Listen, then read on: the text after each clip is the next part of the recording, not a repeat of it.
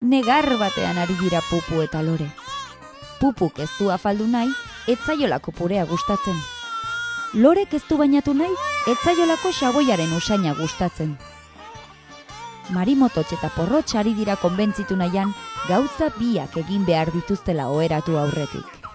Bihar ezingo duzue jolastu afaldu ezean, indarra hartu behar da. Eta ukuilu usaina dukiko duzue gainera. Negarrez jarraitu dute umeek hala ere. 8 trumoiek batera jota ere, ez dinain beste zarata egin. Egunero berdin. Hitz ematen dizuet, ondo portatuzkero, izozki bana erosiko dizuedala bihar.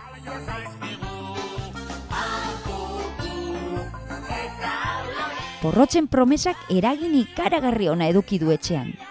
Bata afaltzen eta bestea bainatzen ari dira. Lurreko jostailuak ere jaso dituzte inork agindu gabe. Hau da hau mauka, Porrotx. Lehenago esan behar zenien izozkiarena. Ai, jakin izan banu. Heldu da biharamuna, eta Pupu zein Lore pozarren altxatu dira oetik. Esnatzean gogoratu duten lehenengo gauza izan da Porrotxek agindutako izozkia.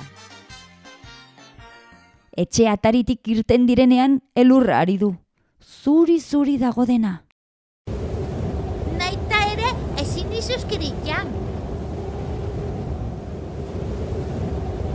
Porrotxek hitzeman die umei ondo portatuz gero izozkia izango dutela eta noizbait bete beharko du hitza.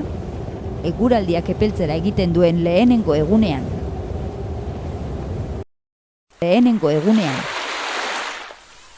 Astebetera hego-haizea dago eta epel-epel dago eguna.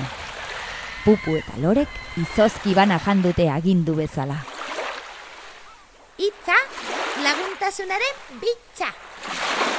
Hitza betetzeko beti dago denbora.